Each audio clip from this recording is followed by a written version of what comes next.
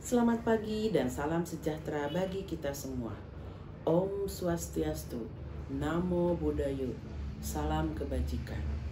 Para peserta seminar yang saya hormati, seyogianya hari ini kita akan bertemu dalam seminar nasional kebidanan. Dikarenakan situasi kondisi yang tidak memungkinkan, sehingga seminar ini tetap dilaksanakan secara online. Pada kesempatan kali ini, saya akan memberikan materi tentang peran bidan dalam 1000 hari pertama kehidupan untuk mencegah stunting. Stunting saat ini memiliki nilai yang cukup tinggi dikarenakan kurangnya pengelolaan dari mulai awal kehamilan. Bagaimana kebiasaan masyarakat setempat selama ini dalam merawat kehamilannya? Mereka lebih banyak menghamburkan uang untuk mempersiapkan menjadi seorang pengantin. Berapa banyak uang yang dihamburkan untuk melaksanakan pesta pernikahan? Ada istilah biar tekor akan kesohor. Tetapi berapa banyak uang yang diinvestasikan untuk generasi penerusnya? Tidak ada yang memperhatikannya. Untuk itu, bidan sebagai garda terdepan memberikan pelayanan kebidanan, salah satunya memberikan pelayanan kebidanan melalui kehamilan untuk mencegah stunting. Karena pada saat ini masih banyak warga yang atau ibu muda ataupun di mana saja yang masih berpikiran banyak anak, banyak rezeki tanpa memperhatikan kualitas dari anak itu sendiri. Siklus kehidupan itu, bagaimana kita akan memotong siklus kehidupan supaya tidak mengurangi jumlah stunting itu. Disinilah peran bidan sangat diperlukan. Bidan mengawal 1000 hari pertama kehidupan. Mungkin istilah ini banyak kita dengar karena, tetapi makna dari 1000 hari pertama kehidupan itu adalah dari mulai awal kehamilan sampai dengan anak itu berusia 2 tahun. 1000 hari itu terbagi menjadi 2 fase. Fase pertama yaitu selama kehamilan dengan memerlukan waktu 270 hari selama kehamilan dan 730 hari daripada kehidupan pertama bayi dilahirkan sejak konsepsi sampai anak usia 2 tahun. Dalam lingkup praktek bidan, 1000 HPK itulah yang dinamakan dengan golden period. Disinilah bagaimana kita akan memutus rantai supaya tidak terjadi lagi kurang gizi, mengurangi stunting. Disinilah kita akan memulai bidan dari awal kehamilannya. Kita ada waktu selama 270 hari untuk memberikan nutrisi yang lebih baik bagi janin. Kemudian dari 0 sampai 11 bulan, 365 hari yang pertama, kita akan memberikan nutrisi yang maksimal terhadap bayi. Kemudian 12 sampai 24 bulan, 365 hari yang ketiga, yaitu memberikan nutrisi kepada anak balita. Mengapa hamil perlu dipersiapkan? Karena kehamilan merupakan cikal bakal generasi mendatang. Pentingnya peran bidan dalam mempersiapkan generasi yang berkualitas. Mungkin 1000 HPK ini sudah familiar di kita, tetapi sekarang ini lebih ditekankan lagi karena untuk mencegah stunting, maka kita akan terus mempersiapkan kelahiran yang lebih baik lagi. 1000 HPK itu merupakan golden period dari mulai kehamilan sampai anak umur 2 tahun. Pada saat kehamilan, apa yang mesti bidan lakukan untuk mencegah stunting? Yaitu dengan ANC yang berkualitas. Apa yang dinamakan dengan ANC berkualitas?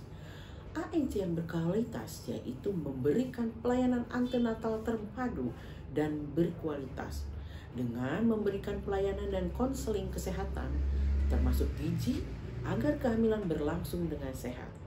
Kemudian melakukan deteksi dini masalah, penyakit dan penyulit atau komplikasi selama kehamilan, serta menyiapkan persalinan yang bersih dan aman, merencanakan antisipasi dan persiapan dini untuk melakukan rujukan jika terjadi penyulit atau komplikasi, kemudian melakukan penata laksanaan kasus serta rujukan cepat dan tepat waktu bila diperlukan, Yang selanjutnya melibatkan ibu dan keluarganya, terutama suami, dalam menjaga kesehatan dan gizi ibu hamil, menyiapkan persalinan dan kesiagaan bila terjadi penyulit atau komplikasi.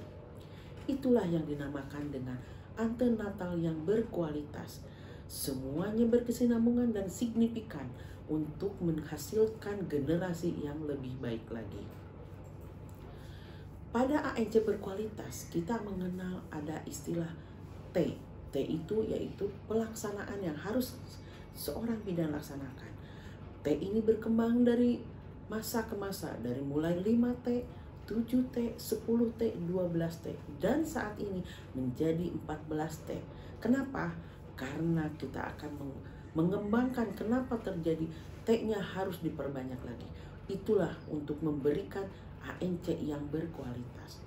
14T. T yang pertama yaitu timbang berat badan dan ukur tinggi badan. Itu wajib untuk dilaksanakan untuk semua bidan. T yang kedua yaitu mengukur tekanan darah. T yang ketiga yaitu mengukur tinggi fundus uteri. T yang keempat yaitu pemberian tablet penambah darah atau FE. T yang kelima pemberian imunisasi tetanus toksoid. Itu wajib diberikan kepada ibu hamil. Pemeriksaan HB karena itu untuk mencegah anemia, kemudian pemeriksaan VDRL yang notabene di masyarakat ini dikenal dengan pemeriksaan HIV, rapid, dan sipilis. T selanjutnya yaitu pemeriksaan protein urin, kemudian pemeriksaan urin reduksi, perawatan payudara, senam hamil, pemberian obat malaria di daerah endemi, pemberian kapsul minyak yodium yang memerlukan karena harus diperhatikan terlalu banyak komplikasinya. Yang terakhir yaitu temu wicara konseling. Inilah yang mesti ditekankan untuk bidan, di mana temu wicara dan konseling itu yang akan membantu kita menyiapkan generasi yang baik untuk mencegah stunting. Kenapa? Karena sampai saat ini bidan itu kurang memberikan temu wicara, memberikan konseling yang terbaik untuk mempersiapkan kehamilannya. Di sini akan kita bahas tentang ukuran fundus uteri. Kenapa? Kita harus tahu ukuran fundus uteri disesuaikan dengan umur kehamilan. Mungkin nanti akan peserta lihat sendiri di slide berikutnya tentang usia kehamilan yang sesuai dengan tinggi fundus uterinya. Kemudian di situ juga akan kita bahas tentang interval dan lama perlindungan tetanus toksoid. Jadi tidak semua ibu hamil wajib dilaksanakan 2 kali, tapi kita akan screening dulu berapa kebutuhan ibu hamil itu untuk mendapatkan imunisasi. Selanjutnya jenis pemeriksaan pelayanan antenatal yang terpadu. Di sini ada poin-poin yang wajib dilaksanakan terhadap ibu hamil pada trimester pertama, trimester kedua, dan trimester ketiga. Ada yang rutin dan ada indikasi. Itu semua harus kita perhatikan. Selanjutnya yaitu Integrated ANC Framework. Jadi kita akan melihat apakah ibu hamil itu sehat atau beresiko. Disitulah ANC berkualitas wajib kita tekankan untuk memberikan pelayanan atau memberikan pengobatan atau memberikan tindakan selanjutnya dengan kondisi ibu hamil saat ini. Kenapa diperlukan ANC terfokus dalam setiap kunjungan? Apa bedanya dengan ANC terintegrasi? ANC terintegrasi adalah awal mula kita akan melaksanakan ANC terfokus. Setelah mendapatkan data pada saat ANC berkualitas, kita akan memberikan ANC yang terfokus kepada setiap kunjungan ibu hamil tersebut bila menemukan salah satu yang beresiko. Pendekatan risiko atau double job paradigm. Tenaga kesehatan akan diarahkan untuk lebih waspada hanya kepada ibu hamil resiko tinggi yang mungkin tidak akan menimbulkan komplikasi selama kehamilan. Sedangkan ibu hamil dengan resiko rendah mungkin tidak mendapatkan perhatian atau mungkin tidak akan siap untuk mengenali tanda-tandanya. Pendekatan apa yang baik untuk semua wanita hamil? Yaitu dengan ANC terfokus. Berdasarkan definisinya, maka perawatan antenatal terfokus memiliki makna memberikan fokus perhatiannya pada penilaian ibu hamil dan tindakan yang diperlukan dalam membuat keputusan serta memberikan pelayanan dasar pada setiap ibu hamil. Pendekatan dalam pelayanan antenatal kepada ibu hamil ini lebih menekankan pada kualitas daripada kuantitas. Maka awal kita akan memberikan ANC yang berkualitas, kemudian kita akan dilanjutkan dengan terfokus sehingga kehamilan ibu hamil ini akan menghasilkan bayi yang sehat, generasinya lebih baik dan terhindar dari stunting. Apa ciri atau karakteristik ANC terfokus? Yang pertama, ANC terfokus akan lebih menekankan kunjungan K1 trimester 1 dan bukan K1 akses. Kemudian yang kedua, ANC terfokus dapat menentukan pemeriksaan pada ibu hamil jika lebih terarah sesuai dengan usia kehamilannya. Kemudian yang ketiga, jika kunjungan ANC terlewati dapat dilakukan pemeriksaan kembali berdasarkan paket kunjungan sebelumnya. Yang keempat, lebih selektif dalam penerapannya. Penggunaan ANC terfokus hanya dilakukan pada pasien yang memenuhi kriteria ANC terfokus, tidak mempunyai resiko atau potensi komplikasi kehamilan. Jadi salah satunya, bila kita menemukan pasien dengan cake atau lila yang kurang, kita akan fokus untuk memberikan nutrisi kepada ibu hamil. Mungkin salah satu contohnya ANC terfokus itu seperti itu. Kemudian, screening pada ANC terfokus dapat ditekankan pada pemeriksaan tertentu sesuai dengan endemisitas suatu penyakit di suatu daerah. Setelah kita bahas tadi, ada pada 14 step, di situ ada pemeriksaan malaria. Pemeriksaan malaria itu pemeriksaan yang dilakukan bila ibu hamil itu berada di daerah endemi malaria. Tapi kalau di daerah seperti Tangerang atau Jakarta dan sekitarnya, kita kan bukan daerah endemi malaria. Maka T yang ke-13 atau yang ke-12 itu tidak perlu dilaksanakan. T itu hanya dilaksanakan di daerah endemi sesuai dengan indikasi. Yang selanjutnya yaitu kualitas kunjungan lebih diutamakan dibandingkan dengan kuantitas kunjungan.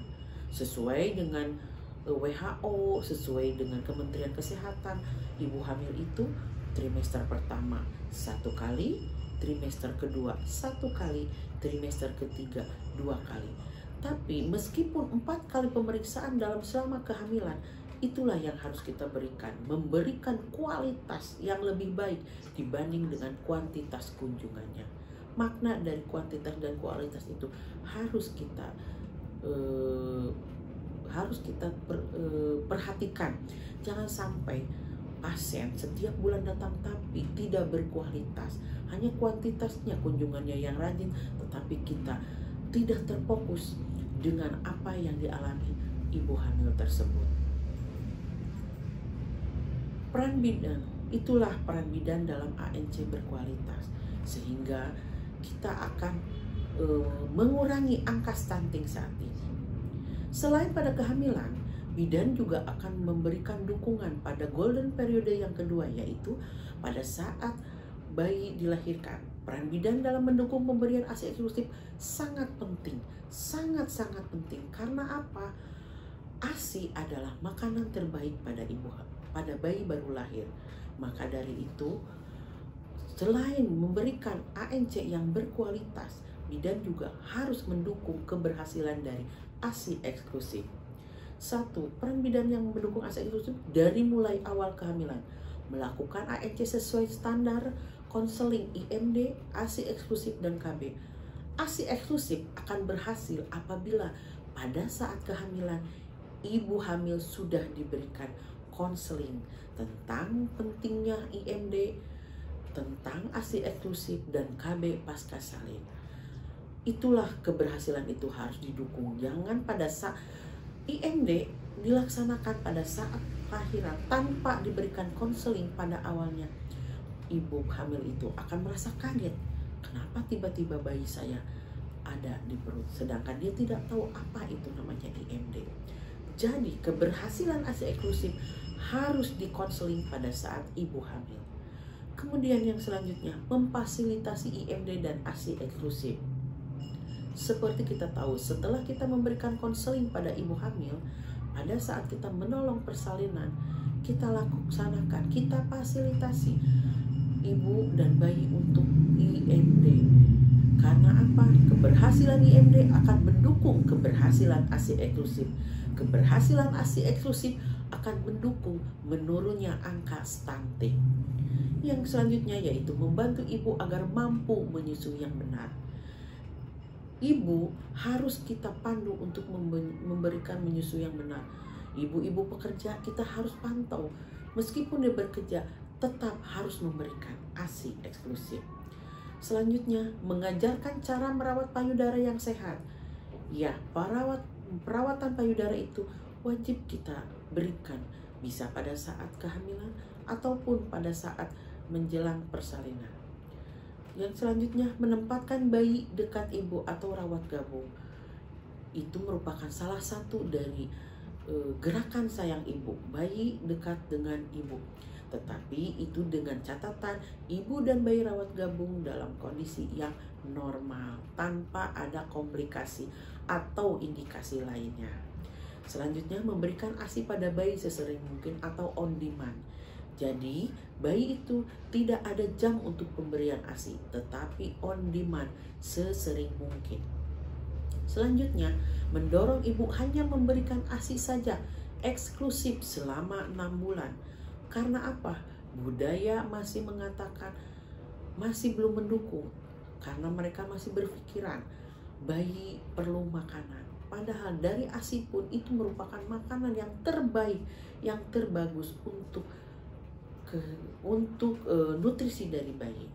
Selanjutnya, penyuluhan dan konseling kepada keluarga dan masyarakat untuk keberhasilan ASI eksklusif.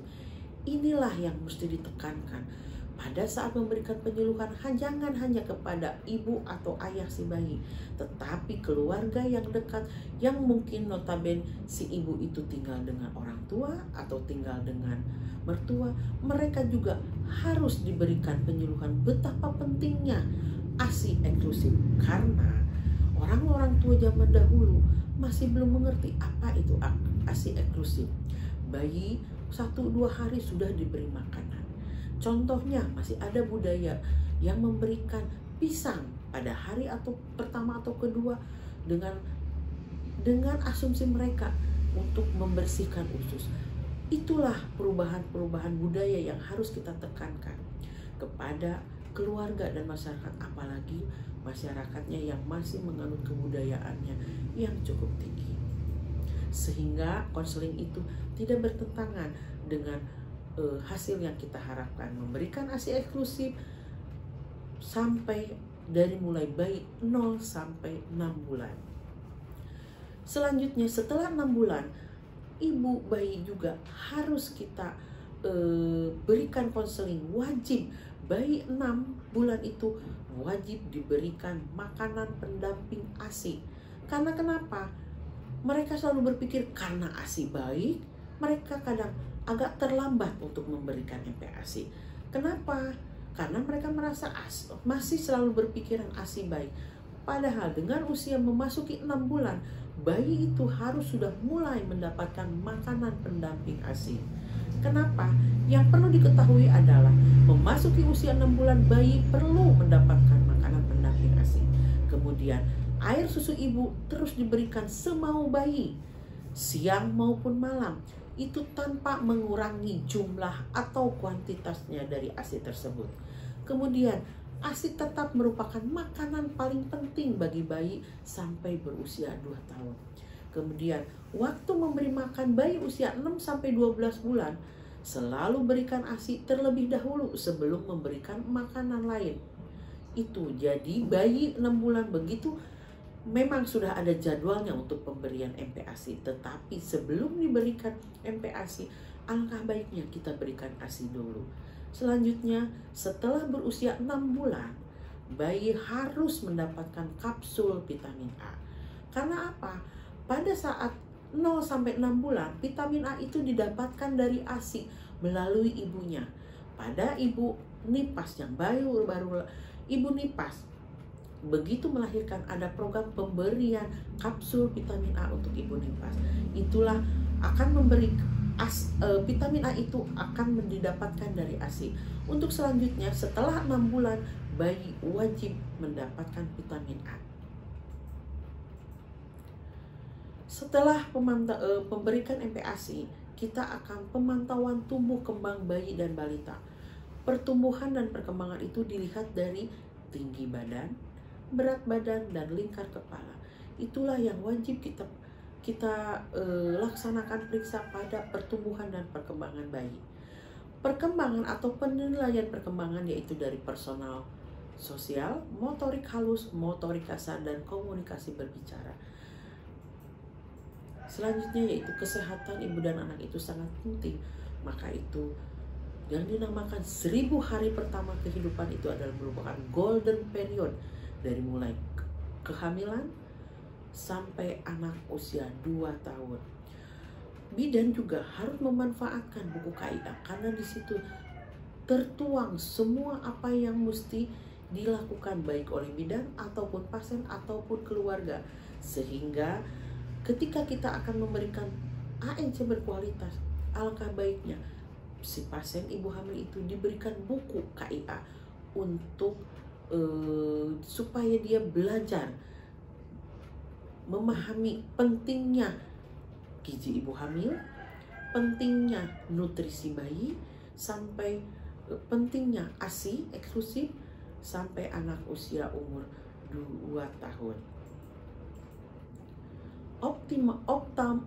Optimalisasi tumbuh kembang bayi dan bayi di bawah 2 tahun atau yang kita namakan 1000 hari pertama kehidupan, golden period, yaitu kita akan ambil kesimpulan. Yang pertama, awali dengan asuhan kebidanan berkualitas dan terfokus sehingga kehamilan perlu dipersiapkan dan merupakan periode platinum untuk tumbuh kembang manusia.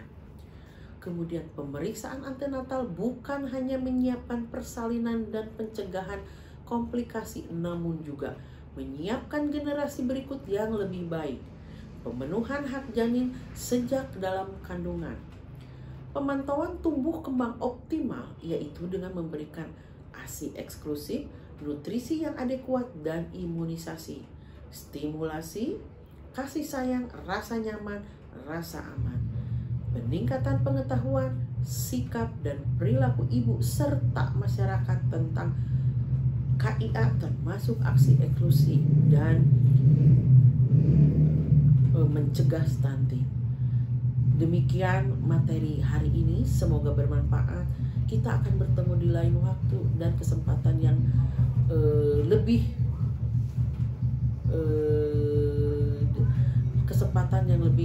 baik lagi, dengan materi yang lebih baik lagi. Semoga materi yang diberikan kali ini bermanfaat bagi kita semua. Selamat siang. Wassalamualaikum warahmatullahi wabarakatuh. Om Swastiastu, Namo Buddhaya, salam kebajikan.